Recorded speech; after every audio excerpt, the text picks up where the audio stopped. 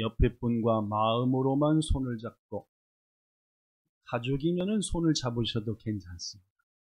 가족끼리야 특별한 문제가 없을 텐데, 가족이면은 손을 잡고, 가족이 한 핏줄로, 한 뱃속에서 난 가족이 아니시거나 부부가 아니시면 마음으로 손을 잡고 지난주 말씀을 생각하면서 너무 입을 크게 벌이지 말고 조용하게 고백해 봅시다.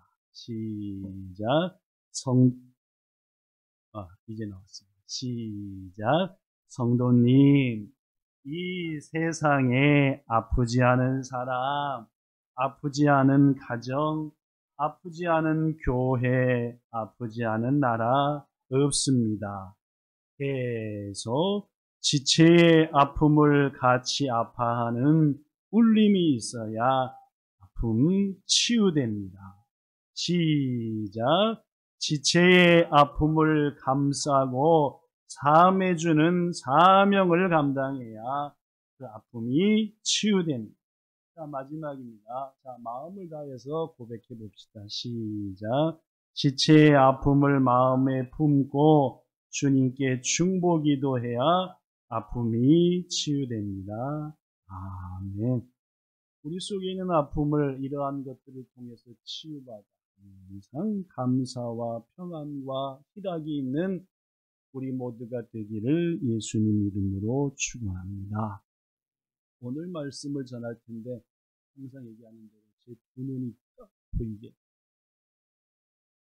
여러분들은 별로 우습게 생각했지만은 제 신학교 동기 중에 여수 옆에 광양에서 목회하는 분은 제 눈이 엄청나게 이쁘다 그랬어요.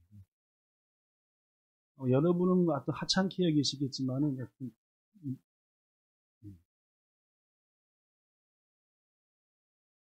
그분이 그런 얘기를 하게 된 계기가 제가 신학교 2학년 때인가 첫 번째 백내장 수술을 했잖아요. 왼쪽 눈.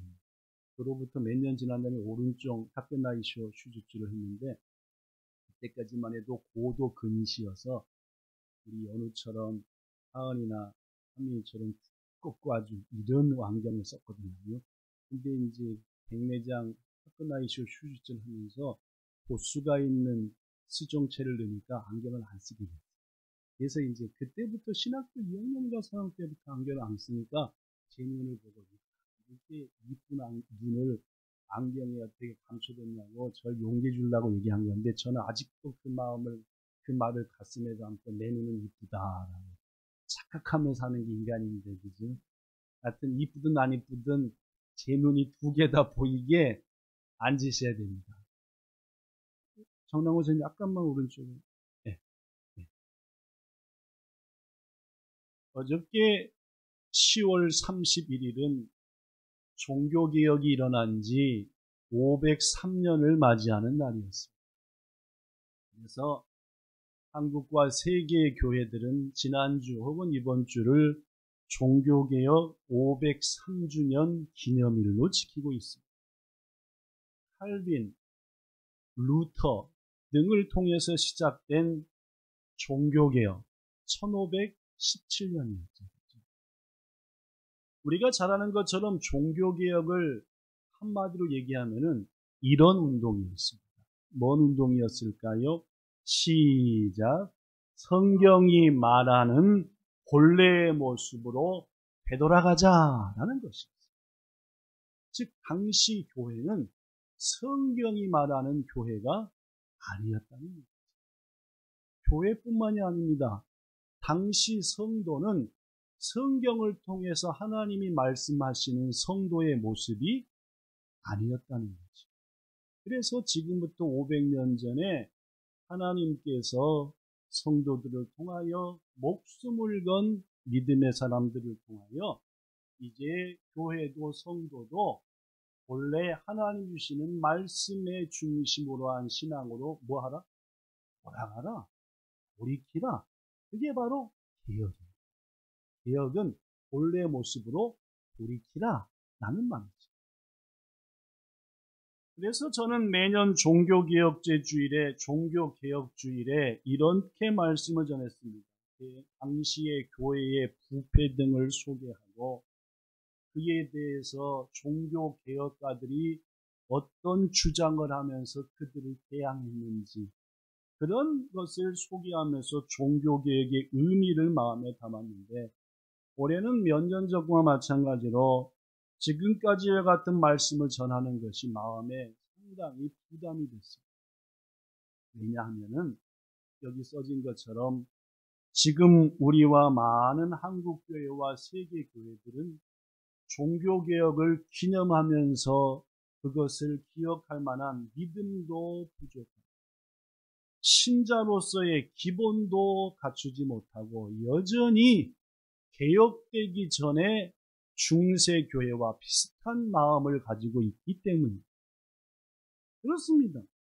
우리가 종교개혁을 기념하고 이날을 기뻐하고 되새기려면은 적어도 500년 전에 개혁의 대상이 되었던 교회들보다 우리 교회가 좀 나아야 되는 거 아니에요. 종교개혁을 기념하고 감사하려면은 500년 전에 성경으로부터 벗어나 버렸던 성도들의 모습보다 그래도 우리가 예수님을 조금 더 닮았어야 하는 거 아니냐 그 말입니다. 그러나 오늘날의 교회와 성도들을 보면 안타까운 것이 많은데 기억을 되살리기 위해서 당시 종교개혁 전의 교회의 모습을 조금 소개하겠습니다. 당시 교회가 즉 중세교회가 말입니다. 500년 전의 교회가 우리 교회 같은 교회가 말입니다. 자기뿐 아니라 죽은 부모까지도 천국에 가게 할 수 있다라고 신자들을 속이면서 판매한 게 뭐였지요? 물론 면죄가 뭡니까? 죄를 면하게 해준다. 죄를 뭐 해준다? 없이 해준다라고 하는 총이다 그 말입니다. 증서다 그 말입니다. 여러분 이 일이 성경 말씀에 비춰볼 때 가능한 일입니까? 불가능한 일입니까? 물론입니다. 인간의 죄를 없이 할 수 있는 유일한 방법은 뭐이죠? 물론입니다. 예수 그리스도의 피지요. 그 예수님의 피가 얼마나 귀중한지 우리는 피라고 안 하고 뭐라고 합니까? 보배와 같은 피다 해서 보혈이라고. 베드로전서 1장 18절부터 19절에 보면은 너희가 알거니와 너희 조상들이 물려준 헛된 행실 즉 죄로부터 용서함, 대속함, 씻음을 받는 것은 금으로 되는 게 아니다. 그럼 뭘로 됩니까? 19절 시작 오직 흠 없고 점 없는 어린 양과 같은 그리스도의 보배로운 피로 된 것이니라 라고 성경입니다. 그렇습니다 여러분. 예수님의 보혈만이 우리의 죄를 씻을 수 있는 유일한 길인데 당시 교회는 거짓말한 겁니다. 성도들을 속여먹은 거죠. 그렇죠? 오늘날 교회들도 그렇다는 말입니다. 하나님의 말씀으로 벗어나서 성도들을 속여먹고 거짓말하는 교회들도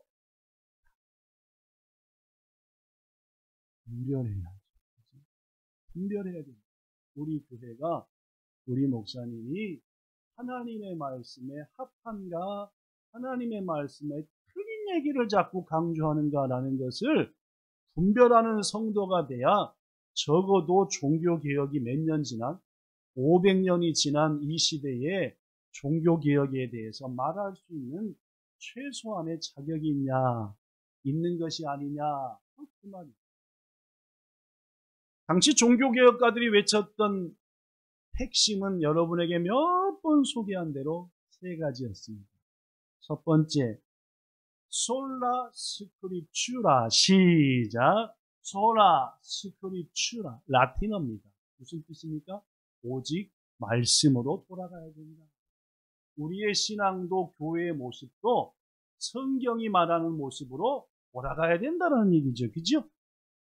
당시 성경은 대부분의 성경이 라틴 말로 되어 있었어요.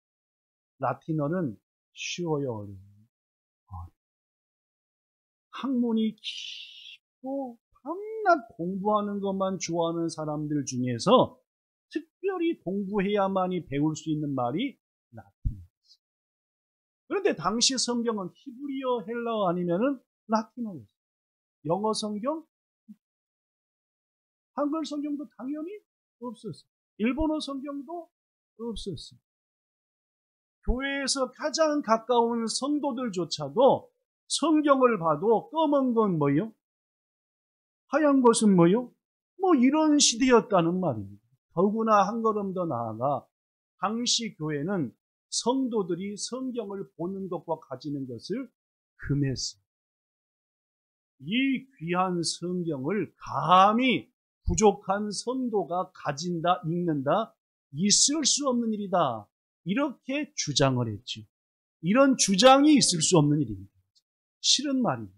뭔 말씀인지 아시겠죠? 왜 당시 교회가 그랬을까요? 500년 전에, 600년 전에 교회가 성도들이 성경을 읽으면 뭐 하니까? 발각돼. 자기들이 뭐 하는 것을? 그렇죠. 그러니까 교회는 일반 성도들에게 성경을 금했어요. 이에 대해서 종교개혁가 중에 한 사람인 루터가 뭘 했는지 아시죠? 라틴어 성경을 번역했습니다. 무슨 말로 번역했죠? 자기네 나라 말인 독일어. 그래서 독일어로 번역해가지고 온 독일 사람들이 성경을 읽게 했습니다. 종교개혁이 시작된데도 고로 어디고? 독일이고. 종교개혁이 엄청나게 퍼져나가 성공한 지역도 첫째거든요. 독일입니다. 왜 그랬습니까? 일반 성도들이 말입니다. 교회에서 가르쳐준 말이 뭔지를 드디어 안 거예요.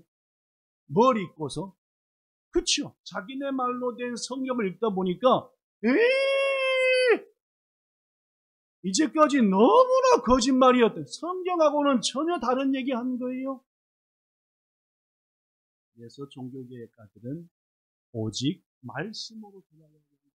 교회가 교회다워지고 성도가 성도다워지기 위해서는 하나님의 말씀으로 그 말씀에 기초한 신앙을 해야 된다라고 외쳤던 거예요. 아직 서론인데 눈이 감기면 창피한 거 무릅쓰고 감히 뒤에 가서 서야 됩니다. 우리 몇 년 전에 우리 김진표 집사님이 세게 일할 때 피곤하니까 졸리면 딱 서버렸잖아요.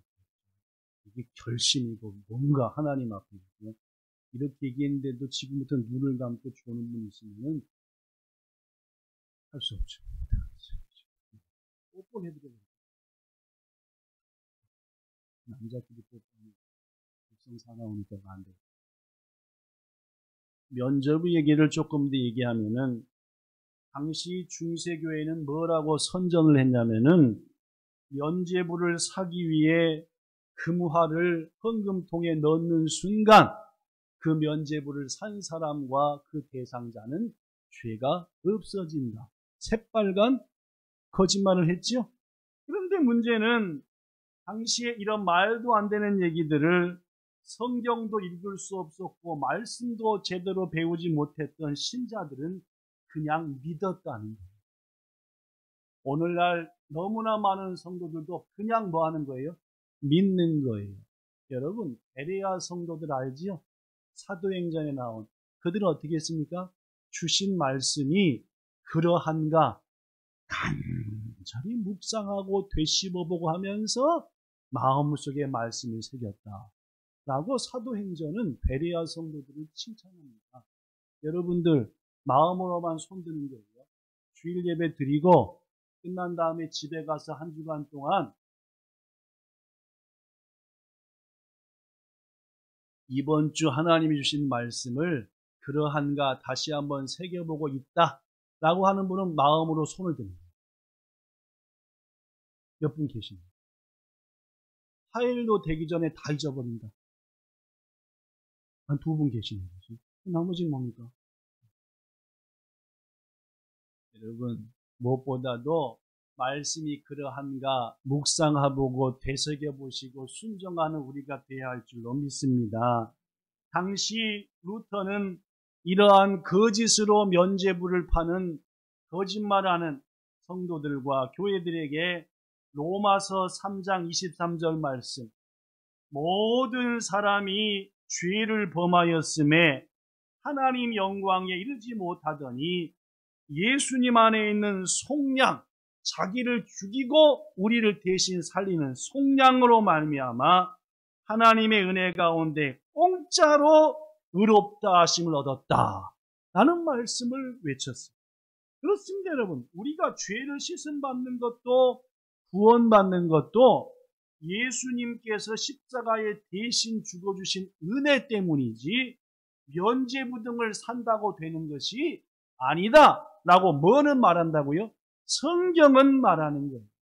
그렇습니다. 우리의 구원은 전적으로 하나님의 은혜였기 때문에 종교개혁가들은 이렇게 외쳤어요. 뭐라고요? 시작. 솔라 그라티아. 오직 뭐로? 은혜로 되는 것이다 라는 말. 또한 당시 중세교회는 구원을 위해서 은혜가 아닌 면죄부도 사야 되고 더 구원을 확실하게 못 박아버리려면은 뭐와 뭣도 해야 된다? 선행과 고행도 해야 된다. 열심히 가진 거 나눠주고 또 뭐까지 해라? 자기를 자꾸 괴롭게 밥도 안 먹이고 온갖 고통을 주고 물도 자기 죄 때문에. 그래서 여러분에게 몇 번 소개한 루터 같은 경우는 종교개혁가 말입니다. 자기의 구원의 확신이 없어서 신부, 즉 목사가 돼서도 두려운 거예요. 벼락맞아 죽어서 지옥에 갈까봐. 그래서 어떻게 했어요? 하루는 스칼라라고 하는 저 예수님의 빌라도한테 재판을 받는 그 계단의 일부를 옮겨놨다고 하는 그러한 교회에 가가지고 그 계단을 뭘로 기어 올라가가 내리다 했어요? 맨 무릎으로 오르락 내리락 했어요. 여러분, 돌로 만든 계단을 무릎으로 하루 종일 기어서 올라갔다가 내려갔다 하면 무릎이 어떻게 돼요? 까지고 깨지지요. 피천지가 되는 거예요. 루터보다 먼저 그 계단을 수없이 오르면서 자기를 괴롭히는 거, 나한테 구원의 확신을 주세요 했지만 먼저 피 흘린 자들의 피가 낭자하고 루터의 무릎에서 피가 막 흘러내렸지만 어떤 확신도 없었어요. 무거운 마음으로 방으로 돌아가 하나님의 말씀을 읽은 루터에게 하나님이 주신 말씀이 로마서 1장 몇 절이에요? 17절입니다. 뭐였습니까? 오직 의인은 믿음으로 말미암아 살리라.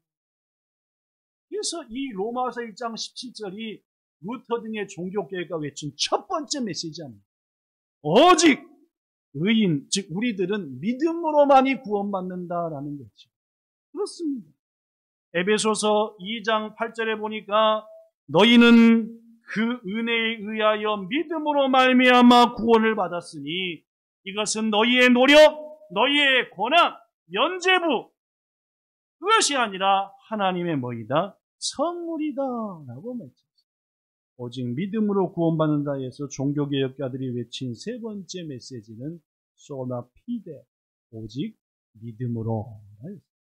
자, 그렇다면 여러분, 이러한 것을 외치며 교회를 개혁하고 성도들의 신앙을 개혁하려 했던 종교개혁가들이 만약 지금 이 시대에 우리 본향교회에 와서 여러분과 저를 보고 이 땅의 교회들을 본다면은 어떤 말을 해줄까요? 무엇을 생각하느냐 그 말. 어느 목사님이 이에 대해서 깊이 묵상했더니 묵상하는 가운데 이런 음성이 들려있어요. 뭐냐? 이거예요. 뭐 별 문제 아니야. 다들 교회를 다녀서 그래 라고 얘기했어요. 교회를 다녀서 그래? 이게 무슨 말인가? 아니 그것도 몰라. 왜 모두들 요한복음 3장 16절은 기억하면서 똑같은 3장 16절인 고린도전서 3장 16절은 잊어버리는 거야 라고 얘기했어요. 이게 무슨 말인가? 교회를 다 다녀서 그래 라는 말과 더불어 똑같은 3장 16절인데 한 개는 기억하고 한 개는 잊어버려 라고 했대요. 자, 그렇다면 여러분, 우리가 잘 아는 요한복음 3장 16절은 뭡니까? 아까 우리 애들이 막 노래 부르더만, 저 위에서, 그죠? 하나님이 세상을 이처럼 사랑. 그게 독금이죠. 그 말의 메시지는 뭡니까? 날 너무너무 사랑하시는 하나님이라는 메시지죠. 요거는 뭐 한대요? 잔또 기억한대요. 근데 뭐는 기억 못한대요? 고린도전서 3장 16절은 못 기억한대요. 뭡니까? 이 말입니다. 읽어볼게요. 너희가 하나님의 성전인 것과 하나님의 성령이 너희 안에 계시는 것을 알지 못하냐? 이 말이 무슨 말입니까? 우리가 뭐라는 겁니까? 교회라는 거예요. 교회는 두 가지가 있죠.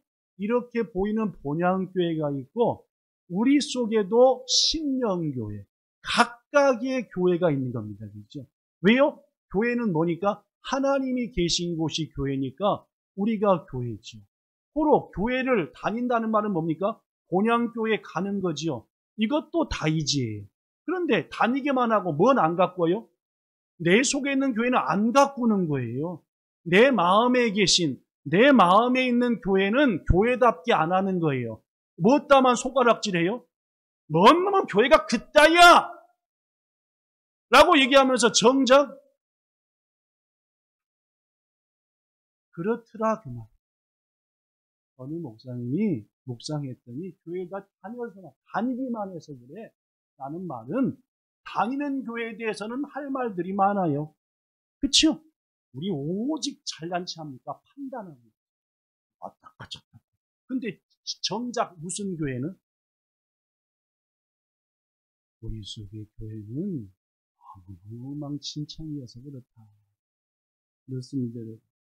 오늘날 종교개혁 500주년을 지내면서 이 땅에 진정으로 다시 한번 개혁이 와야 된다는 사람들의 주장들이 이곳저곳에서 나오는데 그분들의 마음을 다 하나로 묵혀보면은 당시 교회가 교회를 향한 왜 교회가 거짓말합니까? 왜 교회가 성경에도 없는 것을 가르칩니까? 라는 것이었다고 한다. 오늘날의 참된 개혁은 어딜 향해 외쳐야 된다? 여러분과 저한테 있는 이 교회를 향해서 외치고 이 교회를 바꿔야 된다는 거예요. 뭔 말씀인지 아시겠습니까? 누구 교회 잘못됐어? 어느 교회 이상해? 라는 것도 마땅히 우리가 분별해야지요. 아까도 얘기했습니다. 분별해야 된다고 말씀 보고 박 목사가 말씀을 성경에 있는 대로 하는지 아닌지 따지기도 하셔야 돼요. 개인적으로 와서 목사님 오늘 이 말씀이 좀 모르겠는데요 라고 물어보시기도 하셔야 돼요. 그러나 그것도 이룬과 동시에 내 교회가 내 속에 계신 심령교회가 올바른가를 한다는 말. 그래서 저는 오늘 지금부터 짧은 시간이 한도되는 오늘날 우리 심령교회를 향해서 외쳐지는 수많은 학자들의 외침 세 가지를 소개해보죠. 첫째, 시작. 우리들의 신앙이 단순해져야 합니다. 라틴어로 솔라 심플해져야 됩니다. 단순해져. 내 속교회든 우리 모임의 이 공동체 교회든 간에 둘 다 단순해져야. 단순함이라는 것은 뭐냐? 순수한 것, 가장 중요한 것을 우선 지켜내야 된다는 뜻입니다. 여러분, 성경의 위인들의 행적, 성경에 나타난 또한 역사 속에서 믿음의 선배들 가운데 진정으로 훌륭한 분들을 살펴보면 그들에게 공통적으로 등장하는 게 뭔지 압니까? 어디를 가든지 제단을 쌓아요. 청교도들이 아메리카 대륙 가자마자 뭐부터 세웠다고요? 그들은 먹을 것부터 자기 집부터 세운 게 아닙니다. 뭐부터 세웠어요? 교회부터 세웠어요. 아브라함, 이삭, 야곱 생각해 보십시오. 가면서 뭐부터 쌓았어요? 제단부터 쌓았어요. 여러분, 성도의 우리의 신앙이 개혁되어 단순해진다는 것은 하나님과의 관계에서 믿음의 선배들이 가장 중시했던 뭐가 먼저 회복돼야 한다는 말입니까? 예배가 회복돼요. 예배가 회복되지 않고서 바른 예배자가 되지 않고서 뭐 개혁이니 뭐 봉사니 헌신이니 충성이니 뭐도 안 통하는 거죠. 무엇보다도 오늘날의 교회와 성도, 특별히 여러분과 저는 먼저 내가 하나님 앞에 예배 드릴 때에 온 마음으로 정성으로 예배가 드려지고 있는가? 하나님 그걸 생각하시고 예배 드렸는데 꼭 뭐 누다가 끊고 나온 것처럼 진치.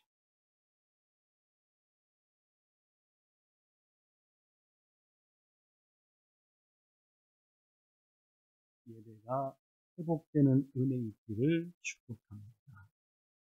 사랑하는 성도 여러분, 금방도 얘기했지만 여기 써진 것처럼 사명과 헌신과 섬김보다 더 중요한 것은 예배드립니다. 직분과 봉사와 환경이 예배보다 중할 수는 없습니다. 심령교회로서 예배자로서 우리는 단순해져야 됩니다. 무엇보다도 우리들의 환경을 하나님께 예배드리는데 최선을 다할 수 있는 환경들로 내 삶의 모습을 바꿔야 합니다. 버릴 건 버리고 둘 건 두고 무엇보다 오늘날 현대인들 바쁩니다. 밥 먹으면서도 핸드폰을 얼마나 이렇게 복잡하게 하지 말고 하나님께 예배하는 예배자. 왜 그러신지 압니까? 하나님은 진정한 예배자를 옛날도 지금도 뭐 하시니까요? 예배자를 통해서 당신의 뜻을 이루시려고 그때나 지금이나 예배자를 찾으시니까 하나님이 찾으시는 그 예배자 되시기를 예수님 이름으로 축복합니다. 두 번째, 오늘날 보이는 교회가 아니라 우리 신령교회를 향해서 개혁을 외쳐야 되는데, 첫째는 단순하여 예배가 회복돼야 되고, 두 번째는 진실. 거짓되지 말아야 한다는 말입니다. 여러분, 믿는 사람에게 이것 무너지면 다 무너지는 겁니다.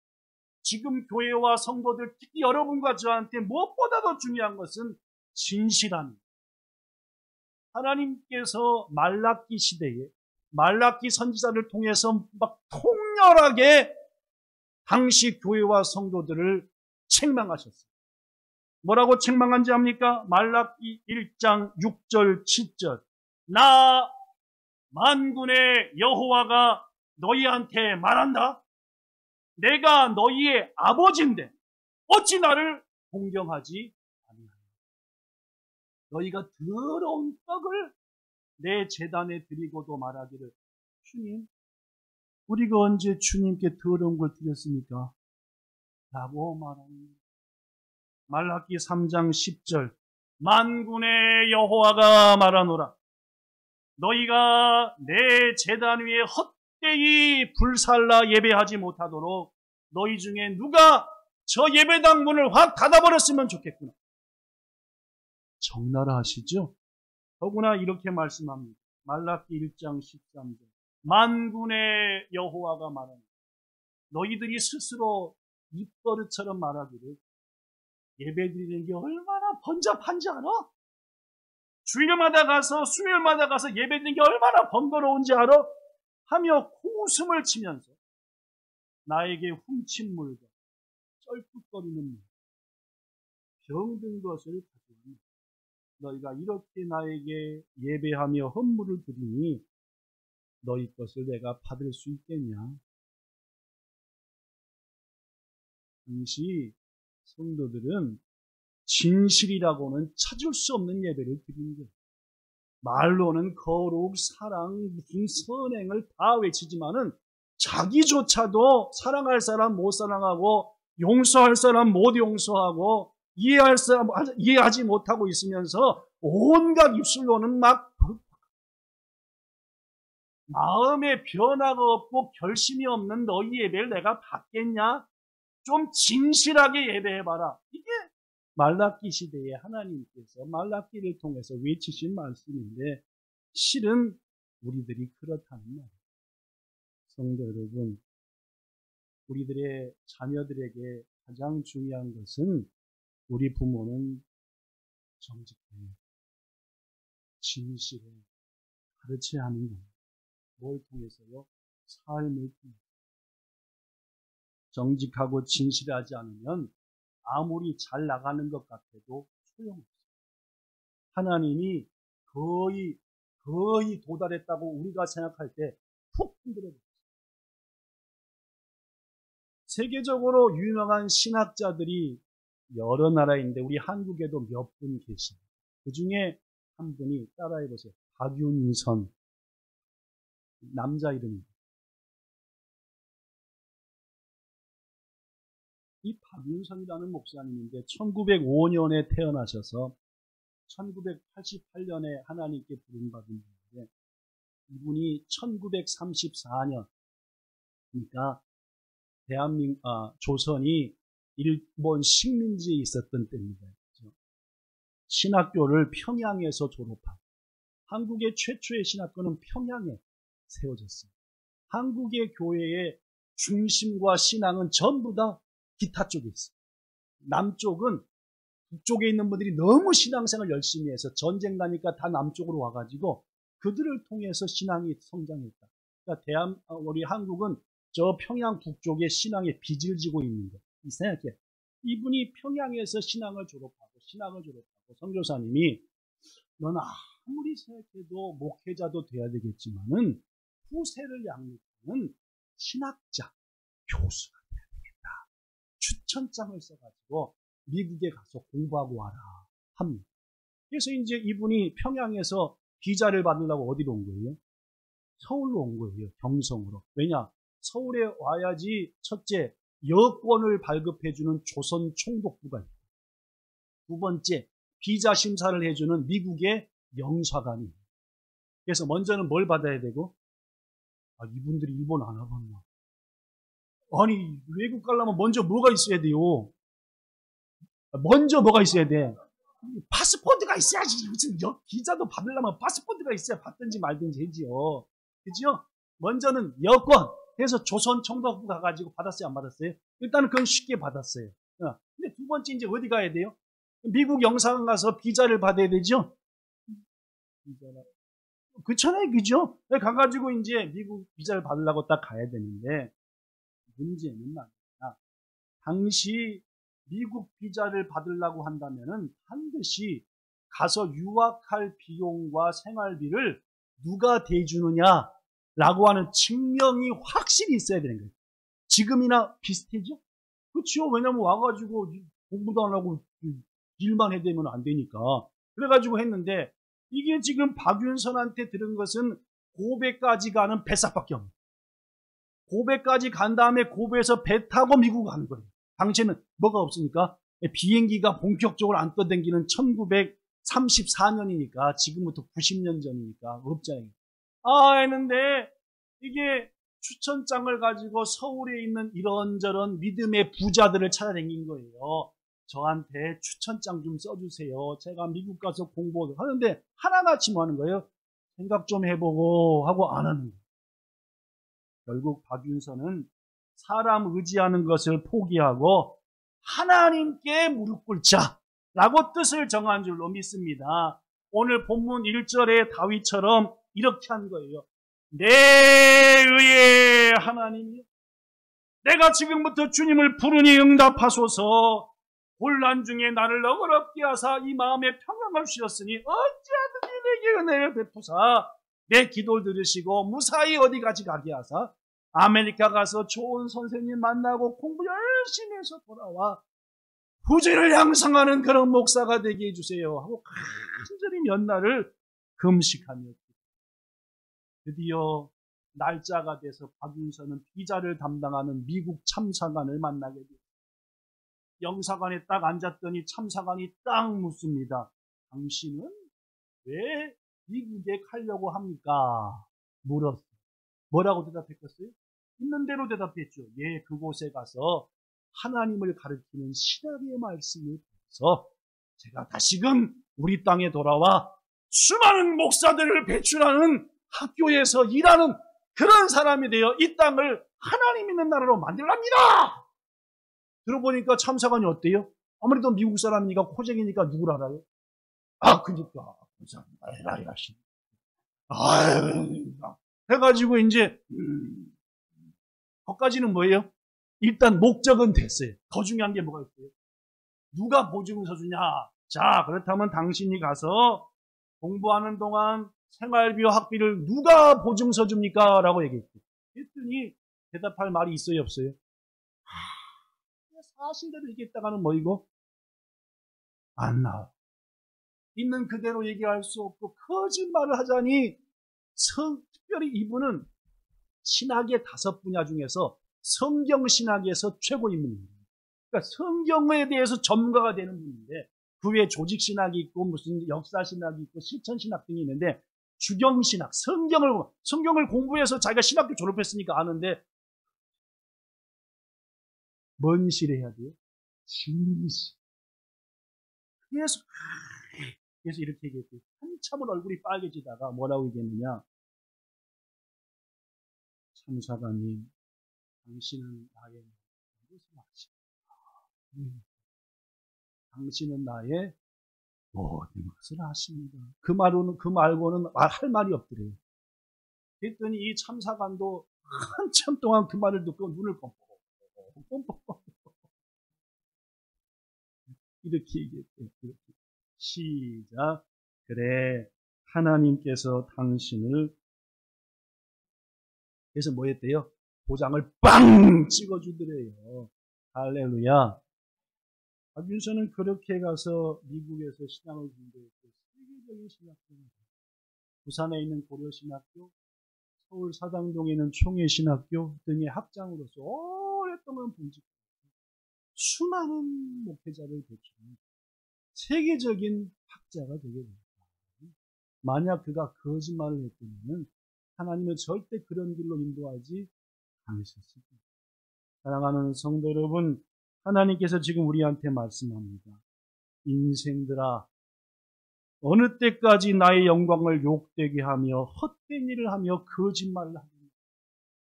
하나님께서는 자기를 위하여 경건한 자, 정직한 자를 택한 줄 너희는 알지어다. 오늘 본문 2절과 3절입니다. 잠언 12장 19절 말합니다. 진실한 입술은 영원히 보존된다. 거짓 혀는 잠시 있다 망한다. 잠시 동안만 있다. 여러분, 오늘날 그리스도인인 여러분과 저, 우리 심령교회 뭐라고 외쳐야 된다고요? 너 정직해. 하나님은 다 아셔. 진실해야 돼. 네 자식들은 네가 위선자인지 진실인지 다 알아. 진실해야 돼. 라고 교회를 향해서 먼저 나를 향해 외치고 바꿔야 한다는 말. 마지막 3번째로 솔라 이아카추라, 오직 희생으로. 그렇습니다. 여러분, 기독교는 사랑의 종교입니다. 예수님 자체가 사랑이었습니다. 사랑이라는 열매는 반드시 양분이 필요합니다. 뭔지 압니까? 희생이에요. 사랑이라는 열매는 희생을 통해서 점점 커집니다. 나 당신을 사랑이 안 하고 아무것도 안 포기하네. 그 사랑은 절대 열매 맺습니다. 내가 교회를 사랑하고 하나님을 사랑한다면서 아무것도 희생하지 않아? 의미가 없는 사랑입니다. 말과 혀로만 사랑이 아니라 진실되게 사랑해야 되는 것이고 그것은 예수님이 본을 보이셨습니다. 말하기를 진실로 너희에게 이르노니 하늘의 밀이 땅에 떨어져 죽지 않으면 하늘 그대로 있고 죽어야만이 많은 열매를 맺느니라. 제자들에게 십자가의 길을 가기 직전에 하신 말씀입니다. 우리한테 하신 말씀이지요. 세상을 향해 교회를 향해 희생하라 하지 말고 먼저 내가 죽어야 돼. 내가 희생해야 되는 거죠. 영국은 세계 많은 나라 중에서 가장 대표적인 기독교 국가입니다. 아시다시피 왕자가 태어나도 거하게 교회에서 세례를 주고 결혼을 시켜도 웨스트민스터 교회에서 멋지게 예배드리며 영국이라는 나라. 근데 말입니다. 이 영국이라는 나라가 도대체 어떻게 이렇게 멋있는 기독교 국가가 되었는가? 실은 신앙인들의 희생이 있었어요. 그분 한 분이 종교개혁자 윌리엄 틴이라는 분. 1536년 종교개혁이 일어난 지 20년쯤 지났을 때에 윌리엄 틴과 그의 친구들이 2년 동안 감옥에 갇혀 있었습니다. 왜요?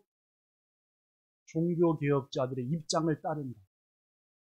당시 영국 교회가 왜 너희들은 종교개혁을 하느냐 해가지고 가다놓은 거예요.